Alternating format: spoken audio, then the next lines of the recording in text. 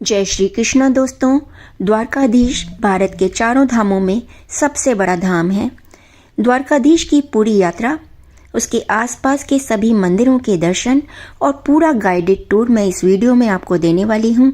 इसलिए पूरा समय निकालकर इस वीडियो को शुरू से आखिर तक जरूर देखें ताकि आपको पूरी जानकारी मिल सके कि द्वारकाधीश जाने के बाद आपको किस तरह आसपास की सभी जगहों को देखना है। पूरा गाइडेड टूर होगा। गाइड की सारी जानकारी आपको इस वीडियो में मिलेगी, जिससे कि आपको ये पता लग जाएगा कि आपको कितना समय किस मंदिर में लगाना है, किस तरह पूरे द्वारकाधीश धाम को घूमना है। और अगर आप ये भी जानना चाहते हैं कि आप दिल्ली या दूसरी मेट्रो सिटी से द्वारका कैसे पहुँचे, तो वो भी मैं जानकारी आपको दूंगी। लेकिन हाँ, वीडियो थोड़ी लंबी हो जाएगी तो उसकी चिंता मत करिएगा, क्योंकि यहीं बैठे आपको पूरे द्वारकाधीश धाम के दर्शन मैं कराने वाली हूँ। फ्रेंड्स, यहाँ मेरे पीछे आपको नजर आ रहा है द्वारका धाम। हाथ जोड़िए, 2000 से अधिक साल पुराना द्वारकाधीश का मंदिर है। यहाँ से 2 किलोमीटर दूर एकांत में रुक्मणी देवी का मंदिर है। वहाँ पर भी मैं आपको गाइड टूर के द्वारा ले जाऊंगी। द्वारकाधीश के मंदिर के पास ही नगर पालिका का म्युनिसिपल ऑफिस बना हुआ है, जहाँ से आप द्वारका दर्शन की बस बुक करा लीजिए। 100 रुपये का टिकट है, जिसमें कि आपको द्वारका नगरी की पूरी सैर कराई जाएगी। गाइडेड टूर भी मिलेगा और आपको आसपास के सभी मंदिर दिखाए जाएंगे और बेट द्वारका भी ले जाया जाएगा।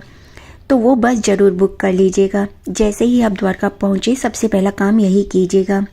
मैंने भी बस बुक की थी, लेकिन मैंने म्युनिसिपल कॉरपोरेशन की बस बुक नहीं करी थी। गलती से मेरी प्राइवेट टूर बस बुक हो गई थी।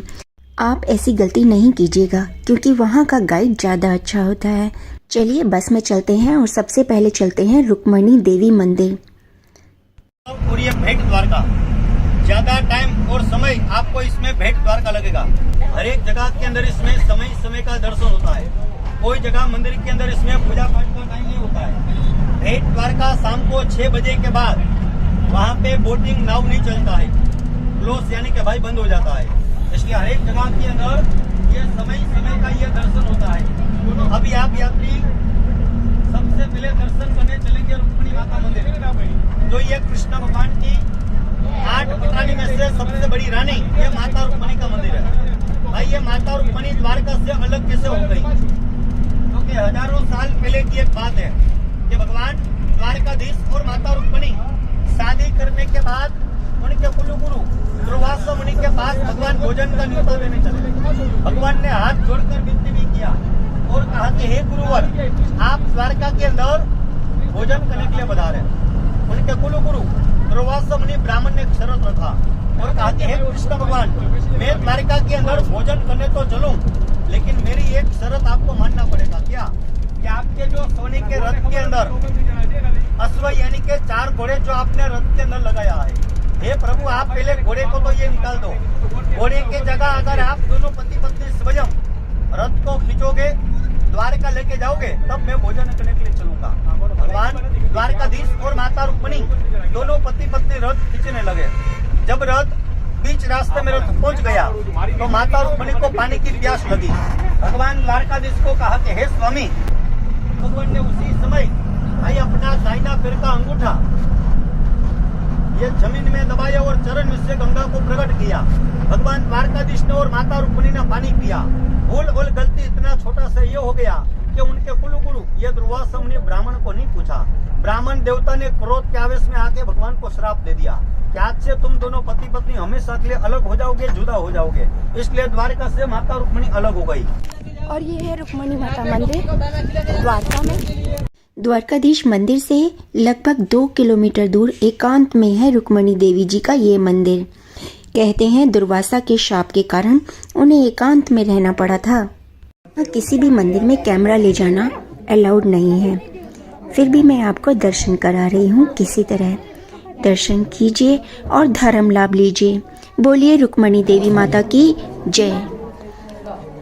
कृष्ण जी के साथ रुक्मणी माता द्वारकाधीश में रहती थी, जो उनका हरिगृह था, निजी महल था, जहाँ पर आज द्वारकाधीश मंदिर है।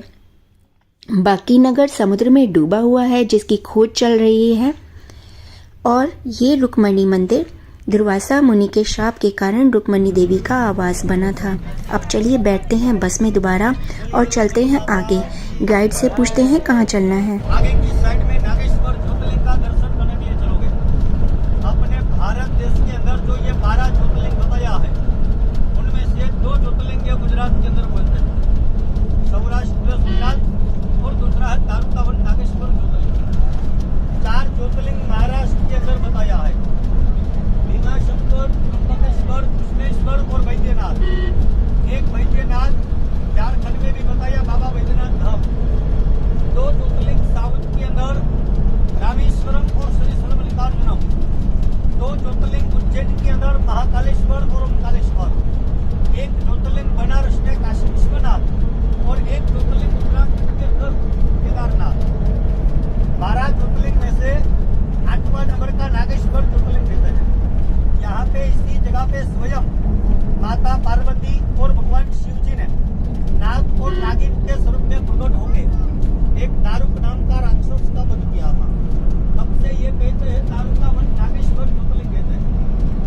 आप सभी यात्रियों ने एक नाम सुना होगा, गुलशन कुमार 19 वाले मंदिर के अंदर 2001 में 5 करोड़ का दान दिया था।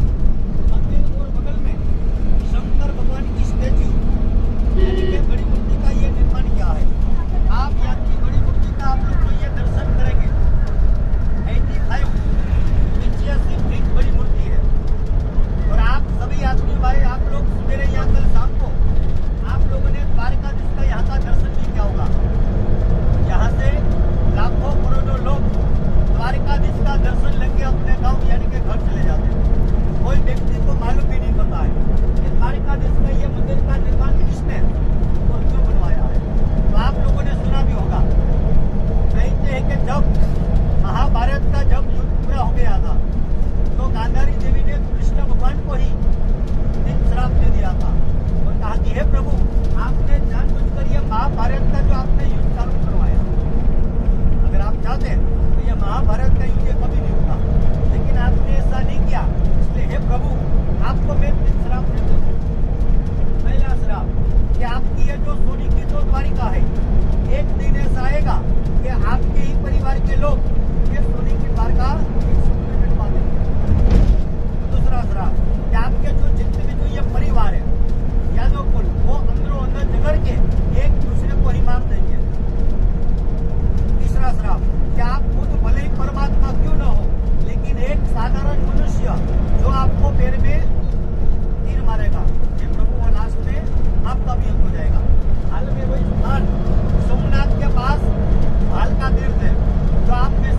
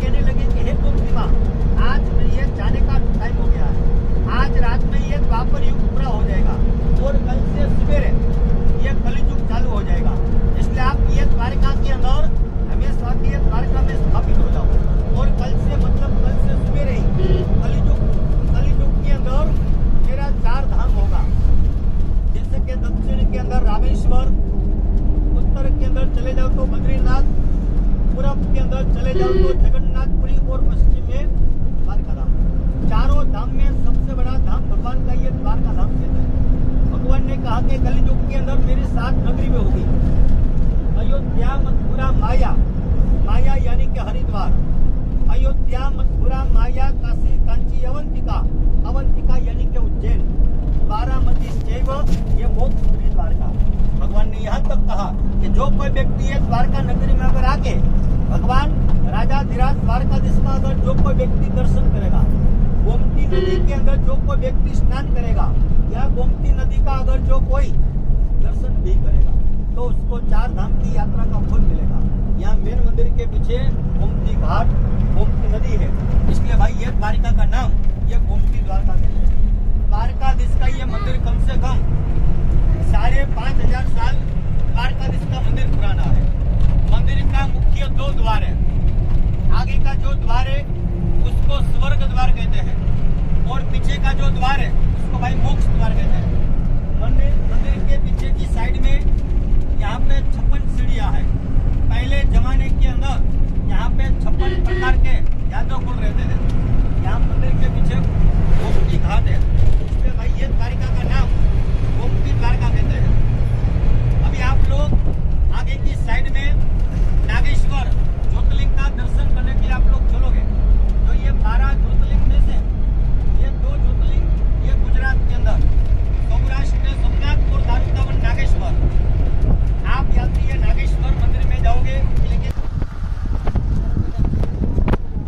ये है ज्योतिर्लिंग द्वारका का सबसे बड़ा ज्योतिर्लिंग है ये भारत का, बहुत ही फेमस।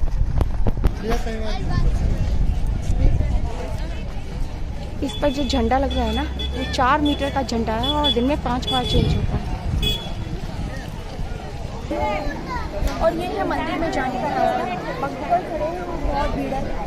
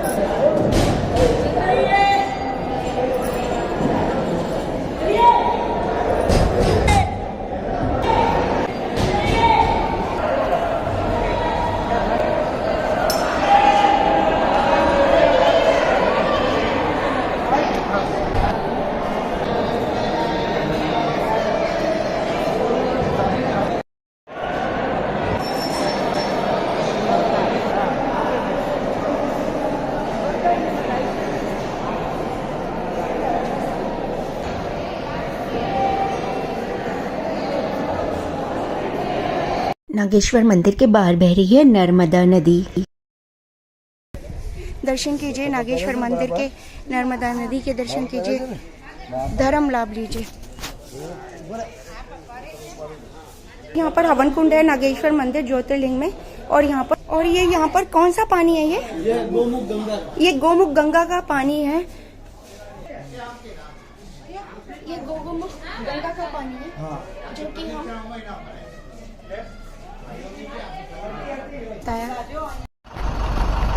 नागेश्वर मंदिर द्वारका। कृष्ण भगवान ने अर्जुन को कहा कि हे अर्जुन, भेंट द्वारका के अंदर 16,108 गोपियां है। ये सभी गोपियों को लेके आप भेंट द्वारका से ये गोकुल मथुरा चले जाओ, क्योंकि अभी समय ये पूरा हो गया है। तो वहीं से निकल जाने के बाद रास्ते में तालाब आया। गोपियों ने यहाँ आने के बाद स्वच्छ और सुंदर जल देखा था। मन में स्नान करने का इच्छा भी हो गया। सारी गोपियां यहाँ मिलकर तालाब के अंदर स्नान करने चले गई। उसी समय अर्जुन के मन के अंदर गर्व यानी कि अभिमान हो गया था कि मेरे समान कोई पूरी दुनिया के अंदर कोई धनुर्धारी कोई योद्धा भी नहीं है। अर्जुन के मन के अंदर गर्व अभिमान दूर करने के लिए भगवान ने उसी समय अपने हाथों के द्वारा लूटने वाले भील काबा लोगों को उत्पन्न किए, जो अर्जुन और गोपियों को दोनों को लूट लिया। सबसे पहले तो अर्जुन के साथ युद्ध किया और अर्जुन का धनुष बाण तोड़ दिया और बाद में गोपियों का वस्त्र चुरा लिया। और तब से एक कहावत प्रचलित हो गया जो शायद आप लोगों ने सुना भी होगा। कहते हैं कि भाई समय समय बड़ा बलवान होता है, नहीं कोई पुरुष बलवान। भीलन अर्जुन लुटी गोपिका वही धनुष्य वही बाण, काबे अर्जुन लुटियो वही धनुष्य वही बाण।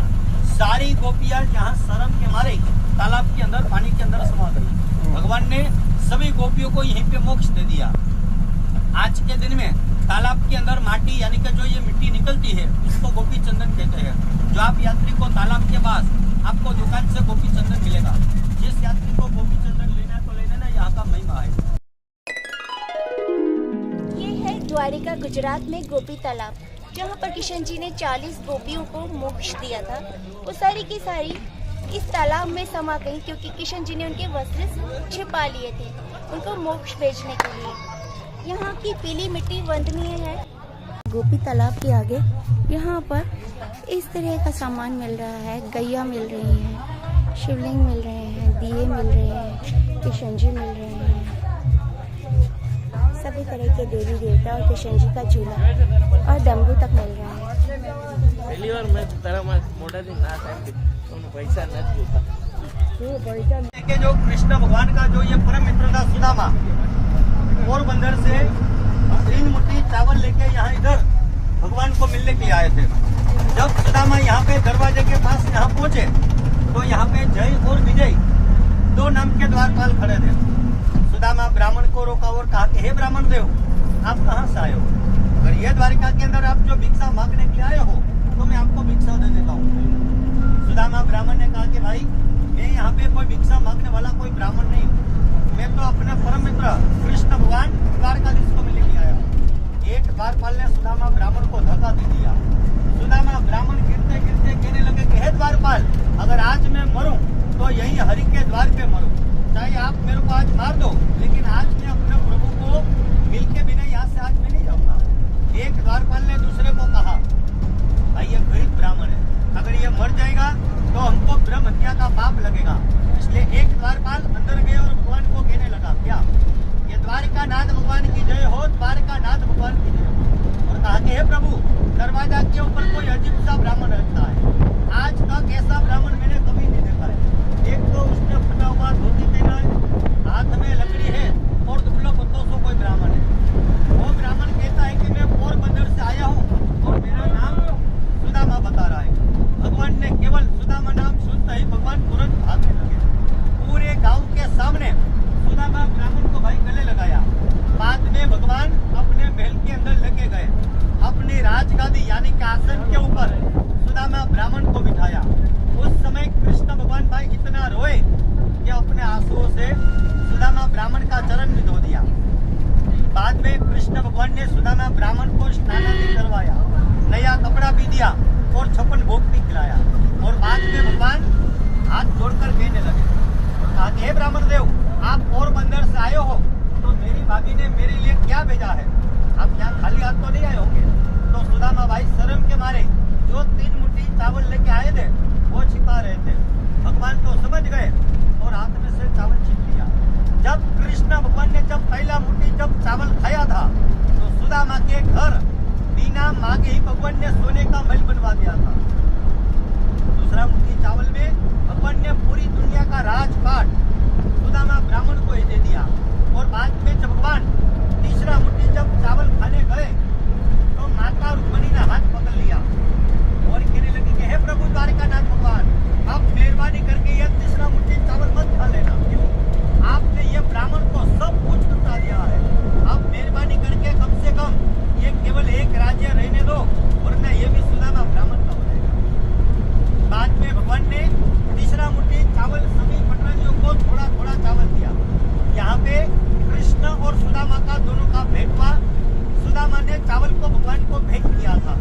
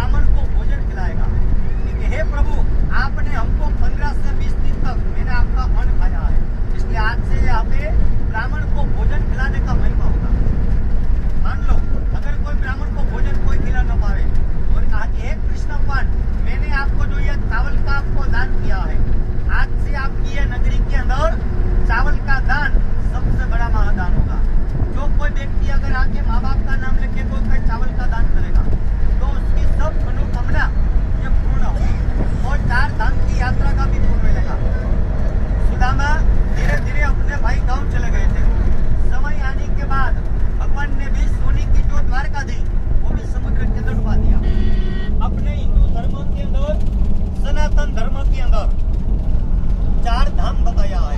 इसमें पहला नंबर का धाम दक्षिण के अंदर रामेश्वर बताया। रामेश्वर के अंदर आप लोग चले जाओ, यहाँ कोई गया होगा तो रामेश्वर के अंदर वहाँ पे छोटे बड़े टोटल 22 कुंड बताया है। जब तक आप लोग पहले 22 कुंड के अंदर स्नान आप लोग न करो, बाद में भगवान के ऊपर जल अभिषेक आप लोग जो ये न करो, या रामेश्वर ज्योतिर्लिंग का आप लोग जो दर्शन न करो, तो ये रामेश्वर की यात्रा करना बेकार होता है। बद्री नारायण के अंदर अलकनंदा घाट नदी के ऊपर समस्त पितरों का नाम लेके जब तक आप लोग भाई ब्रह्म का पाली जो पिंडदान आप लोग न करो, तो ये बद्रीनाथ भी यात्रा करना बेकार होता है।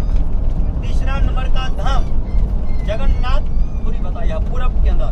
ये जगन्नाथपुरी के अंदर भगवान को जब तक आप लोग राइस चावल हाथ की हांडी जब तक आप लोग न चढ़ाओ, तो ये जगन्नाथ भी यात्रा करना बेकार है। चौथा धाम आखिरी धाम तो सबसे बड़ा धाम ये मोक्षपुरी भेंट द्वारका धाम बताया। और हम जा रहे हैं भेंट टापू पर कि हम एक बोट से जा रहे हैं और इस बोट में है 200 जने। बहुत बड़ी बोट है, आधा घंटे का रूट है, बहुत प्यारी जर्नी है।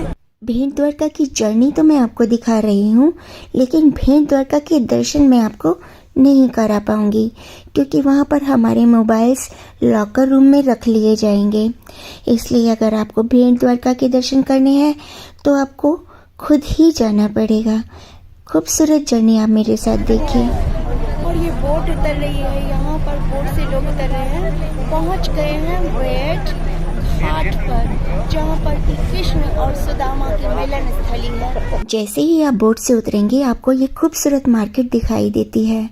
इस मार्केट में बहुत ही सारा सामान है। राधा कृष्ण की मूर्तियाँ हैं, कपड़े हैं, गुजराती कपड़े हैं और भी बहुत सारा सामान है। आपके लिए इसकी मैं एक अलग से वीडियो बना देती हूँ क्योंकि ये वीडियो बहुत लंबी हो जाएगी। भेंट द्वारका मार्केट के नाम से वीडियो आप जरूर देखिएगा। बस का टूर वहीं पर ही ख़त्म हो गया। हमें वापस द्वारकाधीश के पास लाकर छोड़ दिया गया। द्वारकाधीश में शाम को लाइट एंड साउंड शो हो रहा है जिसका हिस्सा हम बने। बेहद शानदार शो है, आप ज़रूर देखिएगा। इसकी टिकट मिलती है 40 रुपये की, वो टिकट खरीदिए और ये शो देखिए। 1 घंटे का शो होता है। इसमें द्वारकाधीश के मंदिर पर लाइट्स की जाती हैं, साउंड शो होता है और पूरी कहानी सुनाई जाती है। बेहद शानदार शो है, खचाखच भरा होता है और टिकट्स के लिए लंबी लंबी लाइन लगती हैं। फ्रेंड्स, अगर आप पहली बार मेरा चैनल देख रहे हैं और आपने अभी तक सब्सक्राइब नहीं किया तो जल्दी से सब्सक्राइब कर दीजिए। राजस्थान, गुजरात, द्वारका, सोमनाथ, अहमदाबाद और स्टैच्यू ऑफ यूनिटी के लंबे टूर पर मैं निकली हुई हूँ। सभी की वीडियो और ब्लॉग डाल रही हूँ। एक भी आपकी वीडियो मिस ना हो जाए, तुरंत नोटिफिकेशन मिले, इसलिए सब्सक्राइब कीजिए सबसे पहले। अब मैं आपको बताती हूँ कि द्वारकाधीश मंदिर किस तरह जाएं।